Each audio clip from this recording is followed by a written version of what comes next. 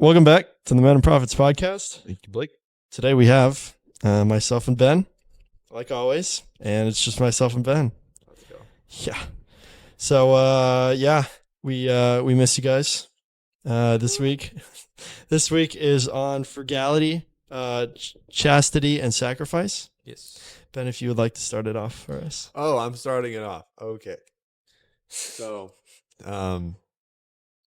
yeah. No. Okay. Yeah. So we put these three together because they're all very similar. All three of them involve sacrifice. Obviously, sacrifice involves sacrifice. But frugality is getting rid of the unnecessary things of this world, living in just like simplicity and simple living more than rather than living, with getting all this stuff and all this stuff that you just don't need. Chastity is basically living free from sexual immorality, not temptations because everyone's tempted. But yeah, sexual immorality and living a sexually immoral life. That's chastity. And then sacrifice is just sacrificing what you need to sacrifice in your life to go closer to God. And so all three of those tie into sacrifice. So we'll go over that. Sacrifice ties in with sacrifice. Sacrifice does tie in with sacrifice. Let's go. In case you didn't know. That was my own little thing. Blake, I don't know if you have something you want to add.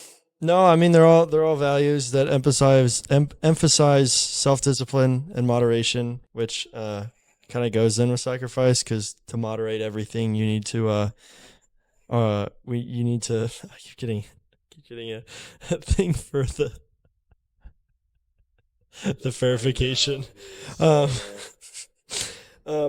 But yeah, you need to set moderation for a lot of things, and that includes sacrifice, and same with self-discipline, because self-discipline is just stopping yourself from doing certain things, which I guess in turn removes a lot of things from your life that you don't need necessarily.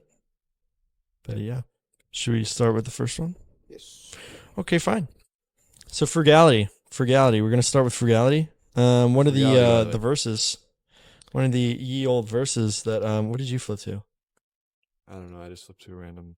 Oh, okay. Thing. I didn't realize they were written here. That's nice. Oh, yeah. Wow. Yeah, I know. We have Proverbs 21:20. The wise store up choice food and olive oil, but fools gulp theirs down. That's kind of funny. What? Who drinks olive oil? Me. No, you store up olive oil for cooking, idiot. Yeah, I know. Just laughing. But yeah. I mean, it just shows frugality. You need to I mean, there's stuff that you need to store up in your life for certain scenarios, and a lot of people just look at a lot of stuff and they're just like, I'm going to take that and I'm going to immediately use it because I want that for what I want, Mm-hmm. But there's just a lot of things that you need to kind of slow down and keep for that moment to help you or others around you. Yeah, frugality is knowing when you need to save something for later and when you need to just not need something. Yeah, if that makes sense. Have instant gratification. Yeah. Yeah.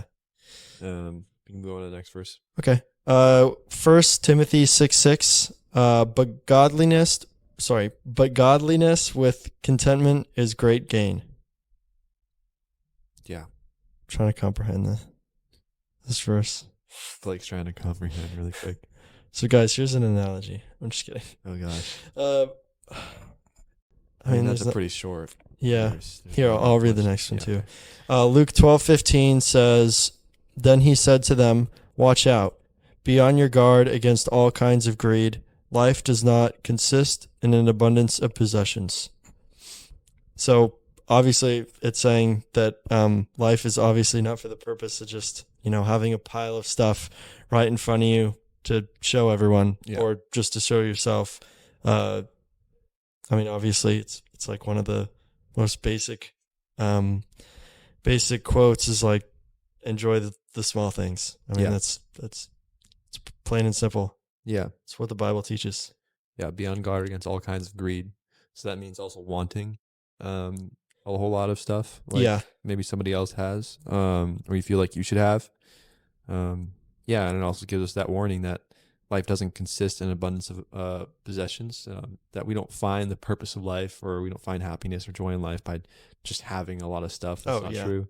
I think that's just it's important to bring up. But yeah, we can move on to our like kind of a couple points that we have for frugality. Yeah. Wait, but I was gonna say, well, like for myself, I've gone on like a journey of my own kind of. Mm-hmm. I moved out, and then I moved to another place, and then I moved to a boat, which was even smaller. And then now I moved to a new house, and then I'm going to move into another house in a different state. Yeah. So it's kind of like every time I move, I realize that I don't need as much stuff as I'm going to do. And like through these next few weeks is before I move, I'm going to get rid of like a lot more stuff. And because it just shows, I mean, like just getting a lot of stuff just doesn't make sense. Yeah. In the long run, because I realize moving all the stuff that's not pointless in my life, but stuff that I never use, it just shows me like, it just has me look at it and be like, I do not need that at all. So why have it in any purpose? It's just more stuff that you wanted at one point in your life, but is it really worth the long run? Yeah. No, it's not. Yeah. Well, no. Yeah. Yeah. Yeah to your no. Yeah. No. Our first topic for frugality is stewardship. The Bible teaches that we are stewards of God's resources and that we should manage them wisely. This includes being frugal with the resources we've been entrusted with, such as money, possessions, etc. And yeah, I mean, we're like not only like are we stewards of like what God made in the world, we're stewards of our own bodies as well. So I think that frugality can also be something that can be tied in with gluttony almost a little bit. You know, not simple with your eating, not eating too much. You know, I'm also not eating too little. Yeah, and just taking care of what we have and making it last instead of just. That's a big thing, even in like America. I mean, a lot of people in America will just eat whatever's put in front of them, which I mean, that's not what God intended. Because as you can see, people who do that struggle with a lot of health issues, and that is not good. Yeah. I think this is like almost. I'm pretty sure I said this about like every single practice. This is far overlooked. Just in especially our Western society. I'm going to say this probably about every single one that we do because it is really, all these are overlooked way too often.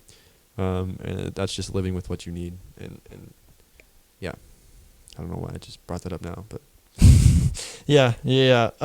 Well, the thing too, I was going to say with, being frugal with resources we've like been given, like money and possessions, it's, I mean, up to a point in your life, probably, I mean, it's usually up till you get a job, at least, you're just pretty much given everything that your parents allow to give you, you know, and then up till you get to that point in your life where you have a job and then you have money coming in. So it's very hard to go out and go online or go into a store and you're like, hey, I have enough for this.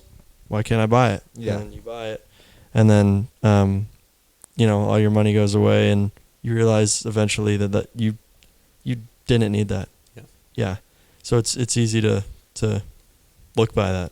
You want to do the next one? Sure. Avoid the second point is avoiding extravagance.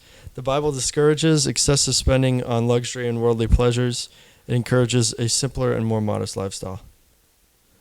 Yeah, I mean, I definitely, struggle with this. I like cool cars. I like stuff like that. I like doing stuff to my car. It's fun, but it's definitely excessive and it's not needed at all. So I'll openly admit that this is definitely something I struggle with. Yeah, but I think up to a point there's hobbies. Yeah, which liking cars is obviously a hobby. Yeah, it is. But like, as long as it, I don't take it, because obviously I have dreams and I want to take it really far. Yeah. It's just stuff like that, Yeah. I mean, a lot of people nowadays. I keep saying that. A lot of people nowadays. There's a lot, don't we? There's a lot of stuff on the internet that shows, stop like stop, what is it? You know, being lazy, obviously, and go out in the world and make money, which, I mean, it's a good message, but that's not the only thing that you need to look for in your life. But it's a lot of what's advertised on the internet. Yeah. And this also ties in with our fourth point, which we'll go over, is avoiding debt, because I think a lot of people, with the way that, you know, our economy works and the way that money works now, with how far people can go into debt, they will sacrifice basically their entire lives just to have like a picturesque life for other people, to have just like super nice stuff, nice car, nice watch, nice clothes, nice house, but they'll just completely destroy their debt and their bank accounts and stuff like that. And that those two, I think, tie together really well. Yeah. I mean, one thing I've learned, especially from my parents, is to not do that, obviously, is to buy things straight up. Yeah. If you have the opportunity, because then you won't have that monthly payment, and just in case anything happens, you are eventually going to lose it because you don't have enough money to pay it back, and your credit's going to go in the garbage, and then you're going to lose what you thought you had, but you never did. Because everything, if you own something on a lease, you do not own it. Yeah. The bank owns it. Because if you do not make a payment, the bank is going to take it back from you. But what was I going to say? Yeah. There's a lot of there's not a lot of people out there. I'm not going to say that. There's well, I mean, that's not what I was going to say, but I was thinking about it. I mean, a lot of banks will go up to people, or when people go into the banks, they'll be like, "Hey, here's this credit card, 2% APR. Come spend. You have a $2,000 spending account." And they're like, "Yeah, I'll just buy whatever I want and then pay this back." And I mean, eventually you're like, yeah, my whatchamacallit, your like spending account is staying the same, right? But obviously your credit, credit balance is going up. So you're like, yeah, I'm not losing any money from this. And then all of a sudden you get an email and you're like, why does the bank want me to pay this back? Yeah. And then you pay it, and then you realize how much money you just spent on something that you thought you didn't have to spend money on. So it's a different mentality when you're spending stuff on like credit rather than debit. Yeah, and like there's definitely, I mean, don't get like, we're not going to tell you that you can't go into, like obviously not a lot of people are going to, basically no one is going to be able to pay for a house just straight up. Yeah. Or stuff like that. Yeah, of course. There's things that are, are meant to be helpful to be able to pay in monthly. There are obvious reasons for that, so don't mistake us by that. Yeah. But what we're talking about is don't put yourself into debt because you want a really nice car. Yeah. I'm just saying, don't, if you can't buy something straight up, but you can get a loan for it, get a loan, unless you don't have the money to pay it back. Yeah. Or don't have the reputable you don't have income to pay it back. Yeah. Because obviously you're screwed. Yeah. Yeah. And another thing is that like debt is you're basically controlled when you have so much debt. Yeah. Like you're no longer really free of what you can do. And obviously the Bible doesn't teach us to, doesn't say don't go into debt, but maybe it does. I don't know. But I'm pretty sure that's something that we should probably avoid and give back to give back to denarius, or denari, the king at the time when Jesus was like, he was like, what do you owe for taxes? And he was like, 2 denarii. He's like, give back to denarius what his denarius is, and something like that. It's a story. Oh, gotcha. Yeah. But yeah, we can move on to the third one. Yeah. Contentment. The Bible teaches contentment with what we have rather than constantly seeking more. This contentment can lead to a more frugal approach to life. Yeah. I mean, it kind of obviously ties in with the rest of it because it's all under frugality. Yeah. But this is pretty much saying that instead of looking like on the internet all the time, you're going to see ads for everything that you don't have. Yeah. And not realize what, you already have sitting behind you that you aren't using. Like I was explaining before, seeing all the boxes that you have in the garage or something that you haven't bought a while ago and haven't sold or whatever. They're just sitting there, and, eventually that's going to happen with the stuff you buy. Yeah. Yeah, the internet definitely plays a big part in this one, like you Yeah. said, with a huge like attention-based economy. Yeah. like everything. I mean, is right especially through like not all, like all apps Yeah. have ads. Yeah. Especially free apps, because that's the only way that they get now. money. Money. Yeah. So you're gonna see it, 24/7 if you're on social media all the time or whatever. Yeah.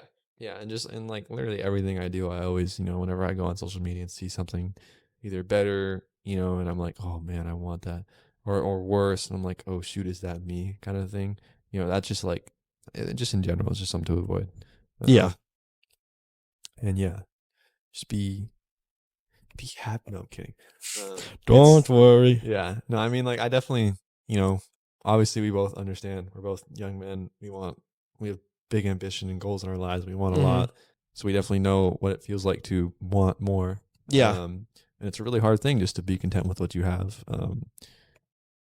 I shouldn't be saying that. We have it pretty good. We were pretty lucky. Yeah. Yeah. But it doesn't matter where you are. You'll always want more. Yeah. So, I mean, I might seem like I don't have it intact because I've moved I'm going to be moving like the 5th time in 2 years, but that's just, I just don't like being in the same place all the time. Blake's a weirdo. Yeah, I know. Let's move on to number 4. Shut up. Number 4? You did a number 4. No. Oh, avoiding debt. Yeah, number 5. We already Number 5, helping others. Frugality can also enable us to be more generous and help those in need, as we have more to share with others. Yeah. So save your spending on items that you have. Sorry.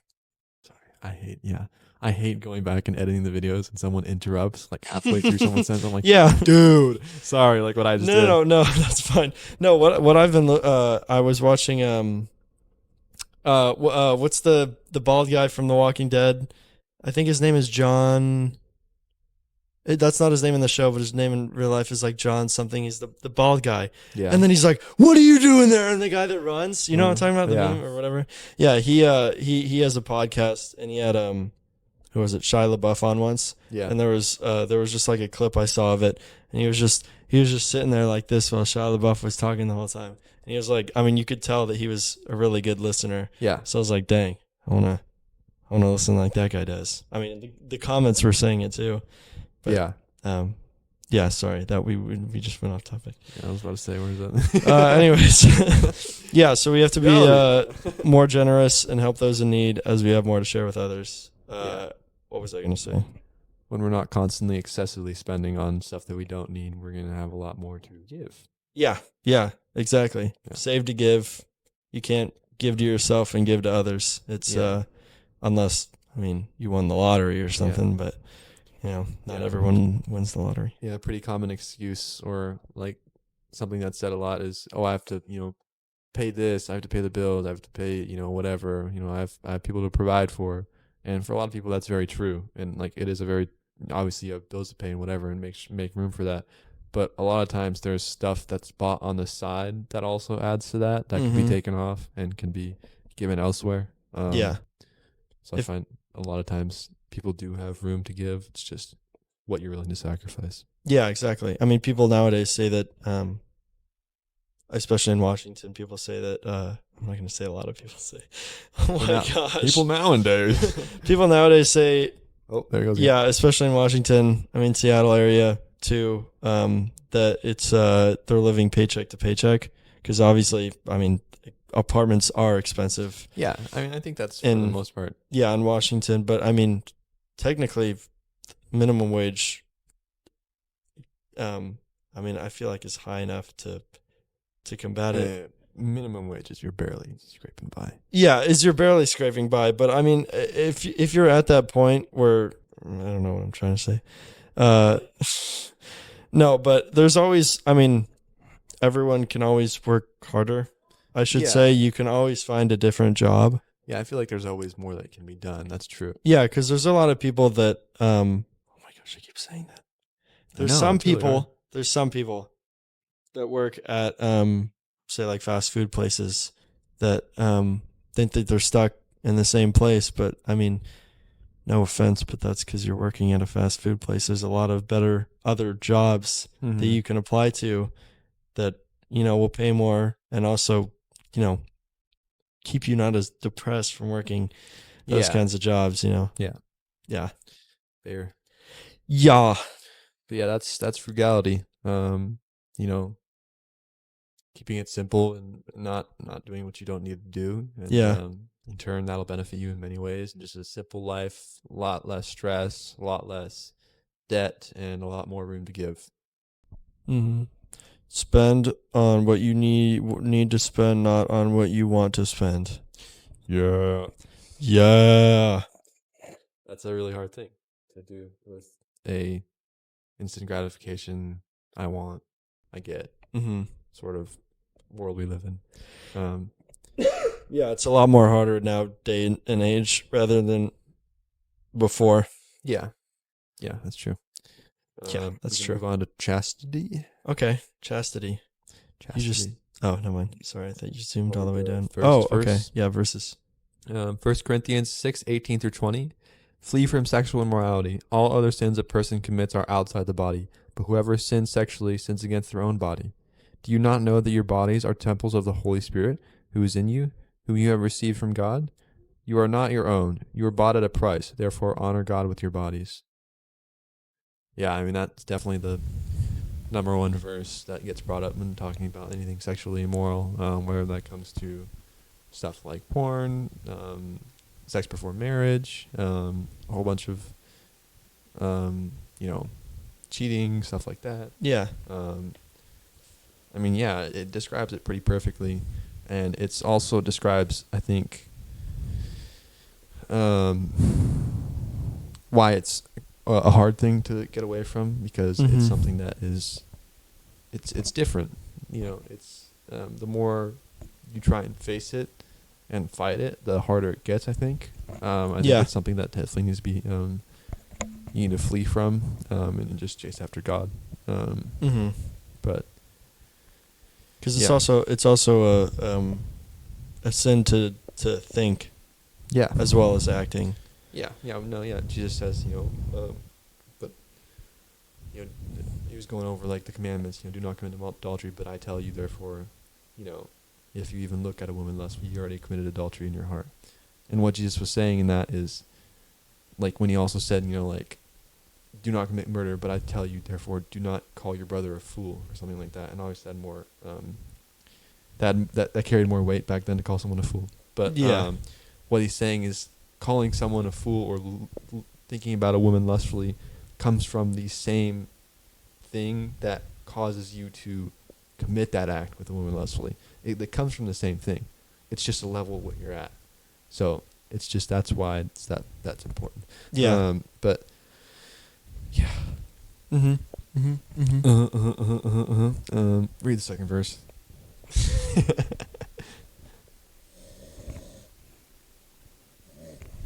So the second verse is, let's see, 1 Thessalonians 4 verses 3 through 4. It is God's will that you should be sanctified, that you should avoid sexual immorality, that each of you should learn to control your own body in a way that is holy and honorable. Yeah. The last part, controlling your own body in a way that is holy and honorable. I mean, that means that, not only just like acting mentally. Not only like fleeing from like temptation such as porn, but it's also just like, not, how am I trying to put this? Like not pushing, as close as you can get to sex before marriage, or not like testing your purity, or not, like it's also dealing with stuff like that. It's not making, sorry I interrupted you. No, but it's not making, oh my gosh, what? It's not making excuses in your head. Yeah. Because a lot of people make excuses for, a lot of people do for,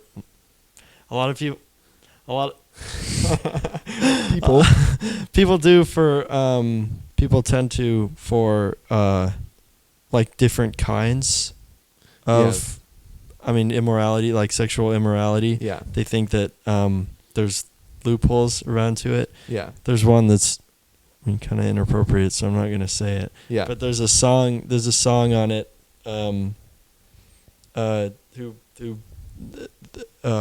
know if it's just. I don't know. Never mind. I'm not even gonna say it. Yeah, you don't want to go too much in on that, but Yeah. Yeah, There's a lot of excuses that people make. yeah. Like one that I'm thinking of in my. Someone here? It's probably DoorDash. There's one that I'm thinking of that you guys have probably heard of that goes through Mormons. DoorDash. Yeah. That goes through they're probably like, what the heck is happening? What right is now? happening? But there's one that a lot of Mormons believe where it's like, talking about shaking the bed. Yes, And, no, yeah, we're not okay. getting into Yeah. that. Okay, Yeah, that's no, we're the not one I gonna was be thinking talking of. But about there's a lot of ways that people try to loophole. make loopholes. Yeah. Which is so stupid. Yeah, no, it's like God convicts your heart when something like that is happening, and most people know what their line is and if they should be crossing or not. So don't purposely push your purity. Just it's really hard, but Yeah. I'll read Matthew 5:28. Okay. But There was one. this is the one we already went over. But I tell you that We did? anyone who looks at a woman lustfully has already committed adultery with Oh. her in his heart. Yeah. Look at that. Wow. We So already cool. explained that. But that, I guess we answered the other verse with another verse. Isn't that crazy? There are parallels in the Bible. Did you know that? Wow. Wow. Yeah. Yeah, that one's pretty. Start. What? Start. With chastity? Yes. Okay. Chastity in biblical context is often associated with sexual purity, and good morals. Here are 5 ways in which the Bible encourages chastity. Do the first. Chastity, sorry. The first one is fidelity in marriage. The Bible emphasizes the importance of sexual faithfulness within the confines of a marriage relationship. Adultery and sexual immorality are condemned. I mean, this one's pretty obvious. If you have a partner in marriage, you're obligated to be faithful to them. Yeah. I mean, that's a really obvious one. Mm-hmm. And that means not only just, in having sex with someone else, but that means also watching porn or looking up images online or, like we said in that verse, even thinking of a woman lustfully. Mm-hmm. So, yeah, that's a pretty... I mean, I don't know about you, but cheating is not that hard to avoid. Yeah. Yeah. No, I know. Yeah, I don't have any desire. I'm in a relationship. I have no desire. Yeah, I don't know how people have the desire to cheat on someone else or to explore someone else, Yeah, I don't know either. But it is we're not going to say that it isn't an issue because obviously it is. People struggle with it. Yeah. Just because we might not have that big of a problem with it doesn't mean that it isn't an issue. Mm-hmm. So yeah, I mean, but it is something that we are very, very encouraged. It says condemned. We see it's very important to stay faithful. And we also see that the only reason in the Bible that Jesus gave us to divorce in a marriage was sexual immorality. That's another thing to add on to that. Yeah. We can go on to the next one if you're good with that. Okay. Yeah. Avoiding sexual immorality. Obvious. Outside of marriage, the Bible encourages individuals to abstain from premarital or extramarital sexual relations. This includes avoiding fornication and sexual promiscuity. Yeah, I'm not sure what extramarital means. I'm gonna be honest. Extramarital, I think that's in a married relationship. Oh. Yeah. Okay. I think. Let me look it up just to make sure. Let's not be stupid here. Yeah. Premarital or extramarital. I don't know why I wanted to just say marital though. Extramarital. But yeah, I mean outside of marriage, it's occurring outside of marriage. What's the difference between maybe premarital? After you've maybe after you divorced. Oh, that might be it. Yeah. Yeah, I'm thinking. Yeah, either probably after you divorce or after or before. Maybe being engaged. I don't know. Yeah. Maybe being engaged. I don't know. But outside of marriage. Yeah, outside of marriage. We're just gonna say that. I mean, obviously, it's another hard one, especially if you spend a lot of time with your partner before getting married. I mean, it gets obviously more and more tempting, and that's why. I mean, there's some people who get married very soon after meeting a person, which like a week or 2 weeks I've seen, but for some people, I don't know if it's for a lot, but sometimes people look at that as a way to have sex like morally. Yeah, you I don't should want say. to You don't want to get married just to have sex. Obviously, you got to know the person. Yeah. And you got to know that you can spend the rest of your life with them. Yeah. You know. But a lot of people look past that, I guess. Yeah, I definitely I think we both are on the same page with this. Like we definitely encourage, like, if you feel, if you've been in a relationship for a decent amount of time and you know the person well and you're with them, whatever, and things seem to be going well, or you've had, I don't know. Yeah. But it's someone that you can marry and you can see yourself the rest of your life with.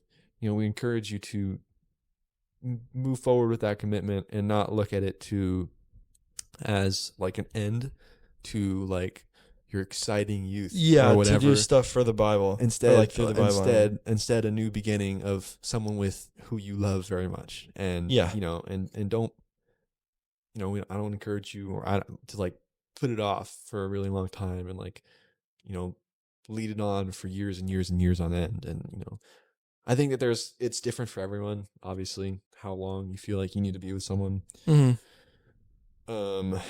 But I mean, in this day and age,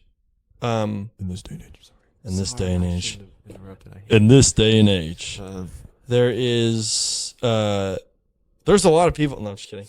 What are they called? Not chapels. Like marriage places. What's it called? Marriage, like places that you get married. I don't know. There's a word for it. Church. I don't know. Well, church too, but like not a ceremony, obviously. Oh my gosh. I don't know what it's called, but you guys know what I'm talking about. A place that you get married, whatever the word for that is. Guys, comment what a place where you get married is called, please. Are you Googling it? No. Okay. But anyways, there's reasonings behind why people don't get married right away.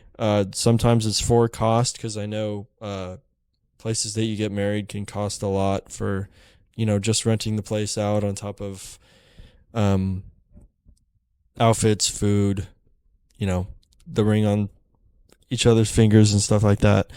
But it's you need to focus on the good parts, Mm-hmm. Yeah, not just pushing so you can morally have sex with someone according to the Bible. Yeah.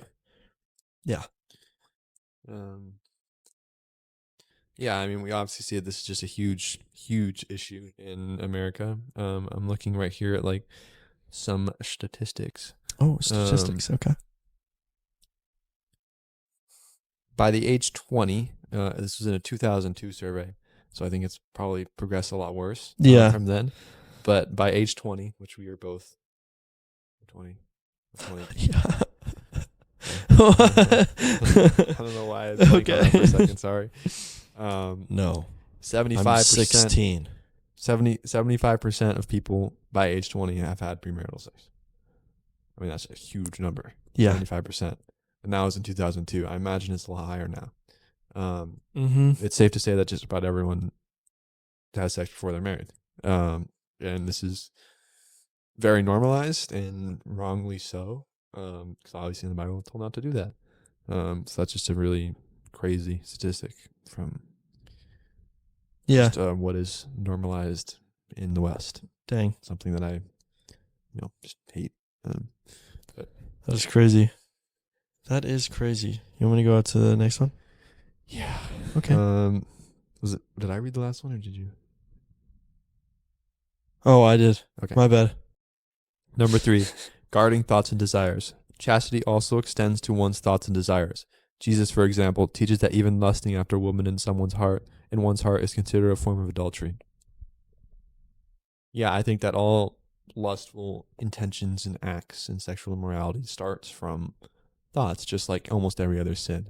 Yeah. What we allow to flood our mind and what we allow to kind of take control. If you have a lustful thought, and instead of having that, taking it and be like, okay, I had this thought, there's nothing I can do about it, but now I can pray. Now I can read my Bible. Now I can do something else. I can distract my mind. When you don't decide to do that and you decide to allow yourself to indulge in that thought and to like expand upon it and let it grow, that's when you're letting that really flood into your mind. And that's where all these actions come from, is when you just don't stop it at its source. Yeah, exactly. And when I say stop it, I mean just ignore it, run from it, run to God. Because that's the only way that we can stop it. Yeah. And there's a lot of things that tempt you towards it, obviously. I mean, one is the internet, of course. The internet's probably the biggest thing, but for example, movies, there's almost every rated R movie out there, there's like a sex scene in it, and I know. You know, people don't skip through it. And there's music that's talking about having sex with women. There's I mean, there's a lot of stuff, TV shows obviously too, but and like I think something that's really funny is like the only difference between like hard porn is like 20 minutes online versus like 1 minute in a movie. Like I think that's stupid. Like I think the fact that like the identifier between like what is porn and what isn't is like 20 minutes in an online video versus like 1 to 2 minutes in a movie. Like why is that not the same thing? I don't know. Like it's just like people think that just because it's in this movie and like whatever, I can just watch it. Yeah, I think that's just stupid thinking to me, in my opinion. Yeah, same. I mean, it's obviously the same thing. One's just better quality. Yeah, I guess. Yeah, it's just like I think that's an issue for sure. Yeah. I mean, and we talk about this, and we've struggled with a lot of this. We're, like I said, young men. We have these thoughts and desires, old the hormones. So we obviously, this is definitely probably one of the topics that we can relate to the most. Is this, and just like this is why I think we have such a strong passion about it, because we both have to deal with it quite a bit. Yeah, it really does suck. And it's easy to think a lot of, like, not even just this, but it's easy for you to think a lot of things in your life that you do it so much that you think at this point it's just right. It's just normal. Like if you keep doing it, you'll be fine. Yeah, I convinced myself for so long that this was normal. Yeah. Like porn was normal or anything like that, because you look it up on the internet, and the internet tells you it's normal for young men. You can do it. Yeah, it's good for you. Yeah. No, it's not. It's killing you slowly. Yeah, run, please, as fast as you can. Yeah, I'm gonna mute the group chat real quick. They're distracting me. Okay. Here, I'll read the next one. Yeah, modesty. So number 4 is gonna be modesty. The Bible advises both men and women to dress and behave modestly to avoid causing others to stumble or be tempted by immodest clothing or behavior. So yeah, like we were saying, it's easy to just like go by it and not realize that it was there, or that you actually recognize that stuff like that was there. Dom just texted me blakesharkeyy. I don't know. But he said, get online, IMO. Oh, my gosh. Hold on. Oh, my gosh. What was I going to say? Yeah. I mean, there's a lot in your mind that you have to avoid, but there's also a lot of stuff in person that you have to avoid. It's not by means, I totally forgot what I was going to say. Did you have something to say? I mean, just the fact that, like, not modest clothing is very normal. Yeah. Very revealing, I'm not going to be like, you can't wear shoulder straps or whatever, or something like that. But, like, there's obvious things, where you have a bikini that's a string that is going up your butt. Or, or your guy with Speedos that is crawling up places it shouldn't be, like Yeah. there's very obvious things, or that that just shouldn't be worn because obviously it's going to be Mm-hmm. tempting others into ways that it shouldn't be, There's a lot of, I mean, and behavior as well. yeah, I would say there's a lot. I mean, I don't know the statistics on this obviously, but I think there's a lot of women that think how they show their body is how people perceive them, like their personality. I don't know. I don't. Yeah. Yeah, we can't really talk too much from that side because we're not women. But Yeah, obviously, Yeah. but there is a lot of women that think that guys think more of like their body instead of the personality, obviously, which I mean a lot of guys do, yeah. but it obviously shouldn't be that way. Yeah, I mean, if we were living in a picture perfect Jesus world, it wouldn't be going both ways. It would be, but Yeah. and also in behavior, not, tempting other people in behavior, especially between two partners. I think that's a Mhm. big one. Is not trying to like tempt your partner on into something or whatever, or just by what you do. I don't know. Yeah, I mean when you're in like a 1v1 or not 1v1. Oh one, no! No.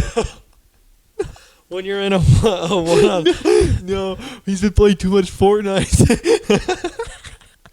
He's platinum in Fortnite. I'm being clowned on.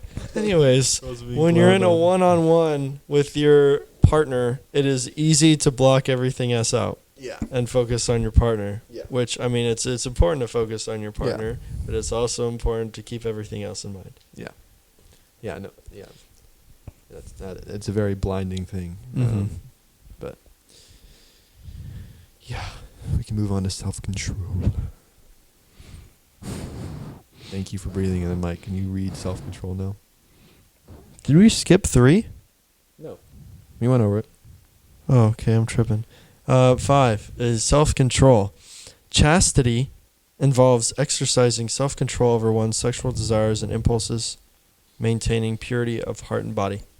So yeah, that's pretty much, I guess this one explains putting the work in, having that self-control over all those desires.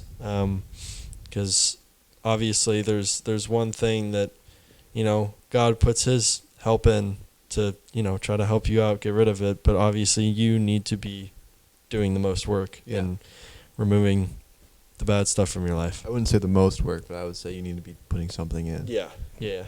I feel like that God definitely takes most of the work, but we just need to. I guess that's true. Yeah. Yeah. I mean, you need to be doing most of what you can do. But Yeah. Exactly. That's what- Physically, yeah. yes. Yeah, I think that's definitely really important. Yeah, Mm-hmm. maintaining purity of heart and body, especially in relationships. I find it. I don't know, but I've we see in the Bible how when it talks about when a married couple comes together and they have sex, they're becoming one body. So when you do that before marriage and then you end up splitting, Mm-hmm. that causes something that shouldn't be happening. You get super attached when you have sex with someone. Yeah. And I feel like the more, talking about the maintaining purity of heart and body, the more and more that's done, outside of marriage, before marriage, almost like the weaker the connection becomes, if that makes sense. Yeah. Yeah. So I think that's just something that's really important to keep in mind. It's just keeping that intact because you want that to be special, something special between you and the person that you love and will marry. Yeah, of course. I mean, because obviously there's people who do it over and over again, and eventually, I've heard that in relationships, there is times where, I mean, once it starts, right, like every time you hang out, there's people who have, sex every time that they hang out as a couple, and then eventually it just drives into like a stale relationship, and you're like, there's nothing else that we're doing, to closen ourselves. So it's I feel like it's hard to Like build an actual relationship after that, because all you're looking for is pleasure. Yeah. Yeah. No, it's definitely very important to keep our purity in relationships. Yeah. And it's something that is in no judgment, no, a whole lot of grace here. It's something that's incredibly difficult. Not just like in relationships, but outside of relationships, in like I said, like porn and stuff like that. Incredibly difficult. Struggle with it. I know how it is. So it's like a whole lot of grace, not a lot of judgment. I know it sounds like we're being pretty judgy, but it's just we're just trying to talk about it, and we're trying to make sure that it's known that it's not a good thing and that it's not something that you should be doing. Yeah, exactly. Because there's a lot of people out there that have done it, and so they try to make excuses that is the right thing to do because they've already done it. Yeah. Yeah, and I've watched a whole bunch of stuff I shouldn't have watched, but I know it's not good, and I'm not trying to make excuses for myself that like, oh, it was fine, I was young and I was normal, whatever. It's not something. Every kid does it, It's not something that should be normal at all. No. We can move on to sacrifice. Okay, sacrifice. Guys, sacrifice is a central theme in the Bible and is often associated with devotion, obedience, and selflessness. Here are 5 more ways in which the Bible encourages the practice of sacrifice. I'll do the verses. Okay. Romans 12:1. Therefore, I urge you, brothers and sisters, in view of God's mercy, to offer your bodies as a living sacrifice, holy and pleasing to God. This is your true and proper worship. Offer our bodies as a sacrifice. Mm-hmm. Literally everything you have. Yeah. He's not asking you to literally, be like, take my body. But he's saying be willing to give up what you don't want to give up. And God made a lot of that easy for you to do. Mm-hmm. All you got to do is sacrifice everything. Yeah, Jesus sacrificed literally. Yeah, so. Yeah, exactly. I mean, you don't, yep. He's going to say yep a lot. Yep. Why don't you read the next verse? Mm-hmm. Okay. Mark 8:34 is going to say, then he called the crowd to him along with his disciples and said, whoever wants to be my disciple must deny themselves and take up their cross and follow me. So at that time there was a lot of people that were denying Jesus and throwing things at him, saying harsh words because they didn't believe that he was the Messiah, obviously. And at that point in time, if you were to follow him, it took a lot to go against what everyone else around you was saying, that Jesus is not the Savior, Jesus is not the Messiah. And so it took something to walk with him. Yeah. And that it's the same for, today to show to the world, especially in people who are have a public eye. It's very hard to say that I'm a believer of God, because there's a lot of people who will diss on people for that, and just all of a sudden not like someone or go against them or I find whatever. it more. I don't find too many people getting, at least in the West, getting hated or whatever for just being a believer in God. I find it more for holding the values, and actually holding, actually doing what you believe is true, rather than just being like, oh yeah, I'm a Christian, maybe you might get hate from someone, but if you're, instead of being like that, instead you say something like, oh, I don't want to have sex before marriage. Yeah. Oh, I want to eat better. I don't want to do this. I want to fast for this amount of many days. I want to, avoid, all this stuff. Then I think that's when more of the hate kind of piles on. Mm-hmm. Take up your cross, or take up their cross and follow me. Take up your own cross. We each have our own crosses, stuff that we deal with in our lives. It's different for everybody. And it. Yeah, we're called to pick that up and follow Jesus. Yeah, I think something that honestly mixes all these together that I thought of is food. for example, like when I first moved out, for a lot of people who first moved out, it is hard for people to spend money on proper food. Yeah. Because a lot of food nowadays is very, very the unhealthy food is cheap and the healthy food is expensive. So it's easy to go into frugality and and I had to look up to see what the word was. Frugality, to spend the money on cheaper stuff because you're like, hey, food is not my worry. I can put in my body what I can eat. Yeah. But it's also it's putting something else aside each day just to spend that 10, 20, 30 minutes it takes, like, I mean, sometimes not even that, under like 10 minutes it takes to cook proper food and spend that a little bit of extra money to put in your body something that is better for your body, because it also makes yourself feel good, and it just it's I guess it puts your time on something else rather than the addictions that can be spent in that extra time that you're spent cooking. Yeah, if that makes sense. Yeah. No, that's good. I'm gonna read. Hey, the next was that a verse, good though. analogy? Sure. Philippians 2:4. Whatever. Let each of you look not only to his own interests, but also to the interests of others. Sacrifice doesn't have to just be, something in our lives that we'll give to God and it will benefit us in the long run, or something like that. We have to sacrifice for other people. We have to sacrifice for God. We have to sacrifice for our partners, for our friends, for everyone that we hold close, and people that we don't. We're called to really, as followers of Jesus, we're called to sacrifice for everyone. Mm-hmm. We're called to love everyone. So yeah. Yeah, this last one goes a lot into frugality. I believe it's it's not only in money, obviously, that you're not spending on your own interests, but in other interests. But it's spending just time in general on others, because it's easy for people to just live a lot of part of your life alone, and just.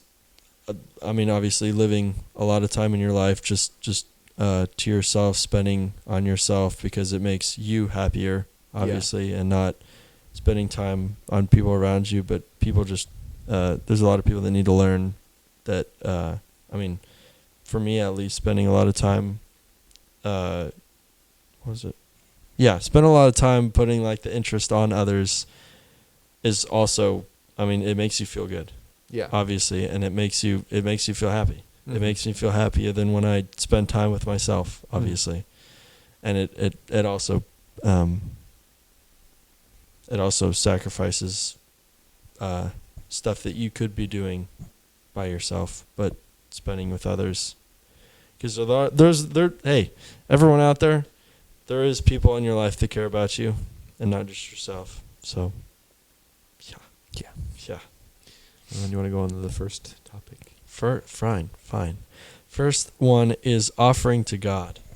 Throughout the Bible, there are various instances of individuals offering sacrifices to God as an act of worship and devotion. This can include offerings of animals, crops, or other valuable possessions. Yeah, so that's like referring a lot to Old Testament, like with the animals and stuff like that, like how they used to do, whatever, all the sacrifices and all that. Yeah. Obviously that isn't required anymore, the animal sacrifices and all that, to atone for your sins, because Jesus. Was it in the Old Testament? I suck at names, but the story of someone, I think it was God telling, maybe it was Abraham, sacrifice his son. Yeah, to sacrifice his son. I think it was Abraham. Yeah, but I was just referencing that story. Yeah, that's a big one. But we can look at this now and see, a lot of people call this now, like, what were you guys talking about it? Like spiritual fasting or whatever? Yeah. I like to kind of call it just like sacrifice, and stuff like that, because fasting is, I think, it's its own thing. Yeah. I think like if you want to like give up social media, or if you want to give up video games, if you want to give up, unhealthy foods, or if you want to, give up whatever is in your life that is causing you to stumble, then I think that's offering to God. Because I think sacrifice is obviously giving up something that you don't need.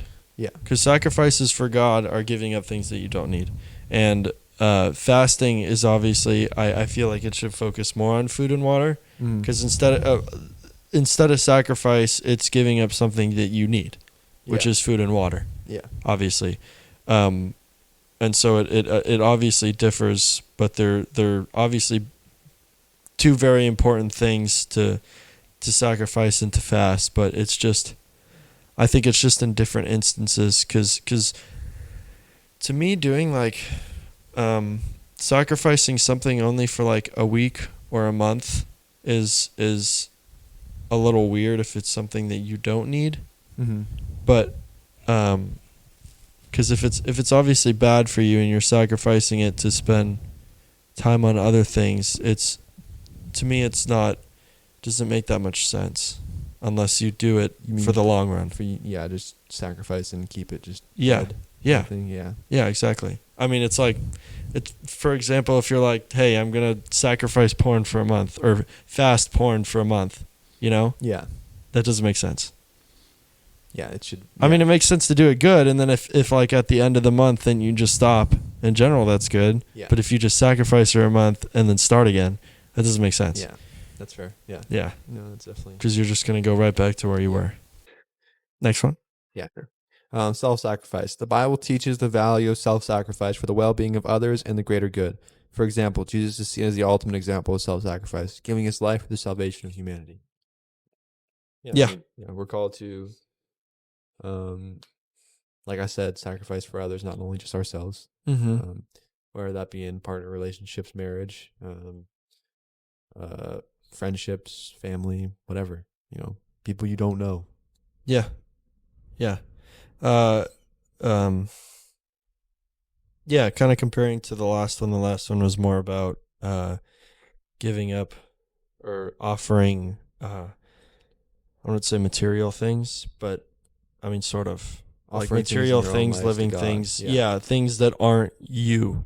And self-sacrifice is obviously important because, I mean, you don't need to just sacrifice other things, but you need to sacrifice things within yourself, thoughts that you're having, things that you're doing in your life that you don't realize is wrong. Mm-hmm. Yeah, self-sacrifice, giving up your time, giving up your money, tithing, giving to people who need it more than you, giving your time to people who need it, Yeah. So there's definitely people, for most people, there's someone who needs that money more. I almost guarantee it. Mm-hmm. So, yeah, and there's a lot of things you need to sacrifice. Like, I mean, sleep is obviously very important, but you need to you need a.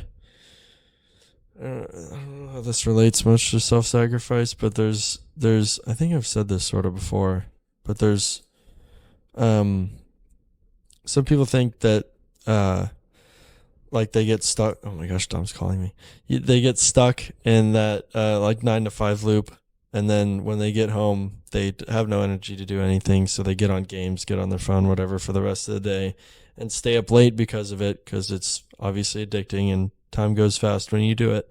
And it gives no time for them to either, their mind's spinning like every night before they go to sleep, and they have no patience pretty much to spend that time in the Word, or as well as like waking up and spending time in the Lord, because you do that so late at night that you barely have any sleep that night, and then you wake up the next morning and you're like, the snooze button is better than the Bible. That's what you think in your head. Yeah.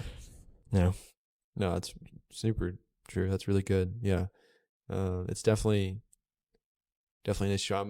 We're going to go in on this more, I think, on next week's, with fellowship and stuff like that. I have some that I think is gonna be really cool. We're gonna try to do a Thanksgiving special. Yeah, next Thanksgiving special, guys. What are the topics again? It's like It is worship, celebration, and fellowship. So that ties in really Yeah. well to Thanksgiving.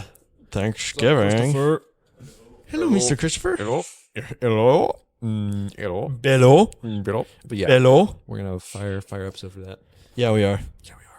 We can move on to generosity. Generosity. Should we shoot? Yeah. Okay. Anyways, generosity. A goodbye. Generosity is shotgun. Sharing his ginger ale with me. Oh, shotgun. Generosity. Shotgun. Generosity. The Bible encourages giving to those in need and helping the less fortunate. This can involve sacrificing one's resources, time, or talents to support others. Yeah. It's pretty much. I mean, these all obviously everything about sacrifice. Yeah, they all tie into each other. First one was offering to God, giving yourself to God. Offering to God was kind of giving things to God.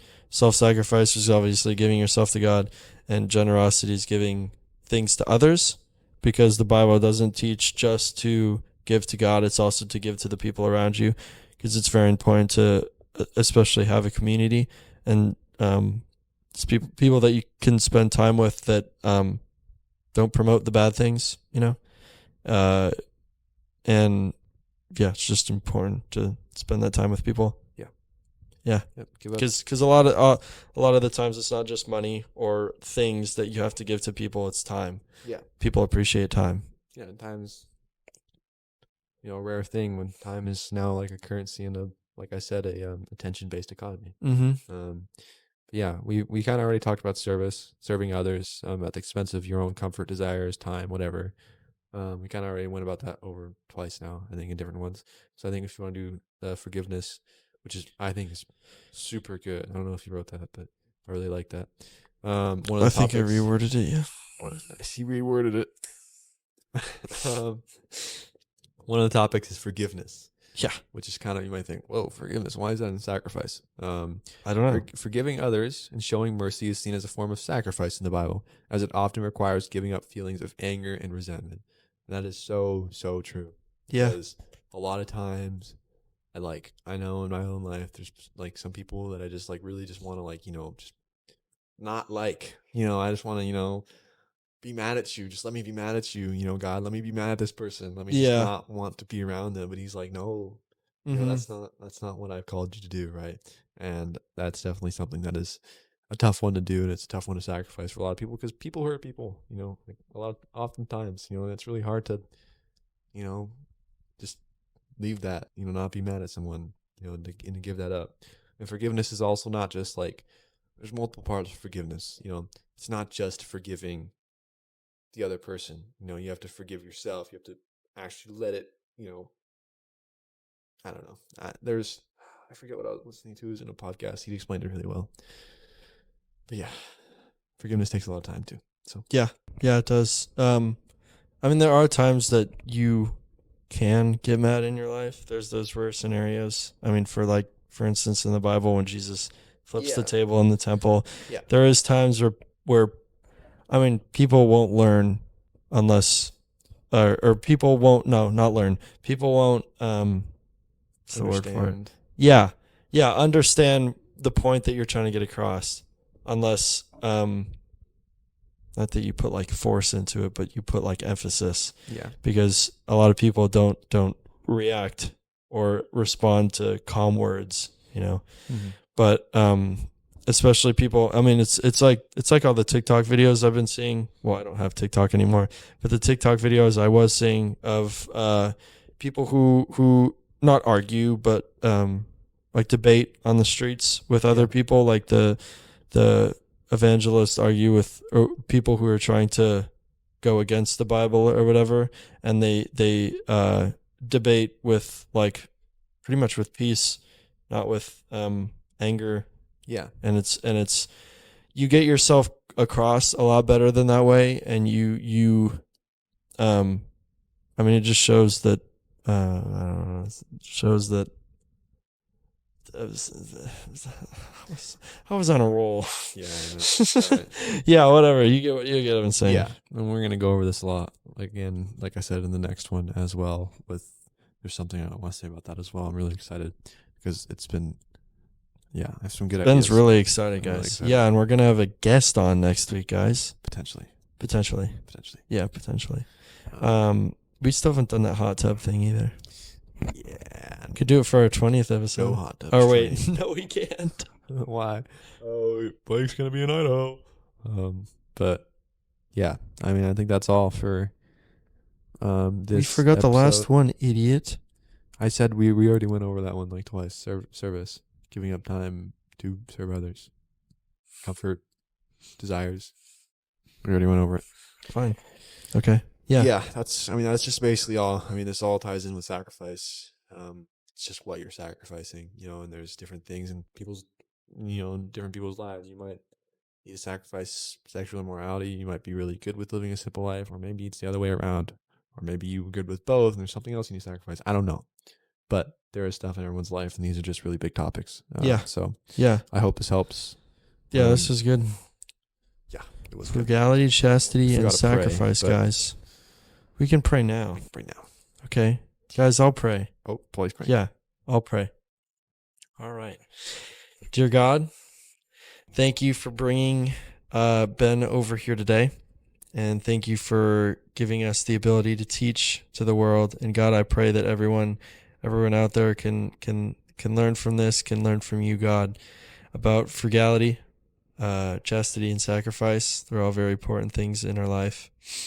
And God, I pray that you can insert those into our lives and to the viewers' lives, and be able to treat everyone around us with respect, and for everyone around us to treat everyone with respect, God, and everyone can say your name. In Jesus' name we pray, amen. Yeah, that was it, guys. Thank you for watching. Ben's turned off. Guys, thank you for watching Men and Prophets podcast. Season 2, episode 4? Okay. Yeah. Guys, comment your favorite vase shape. Comment your bowl. Do you guys have a bowl at home in your kitchen? If so, comment a picture of your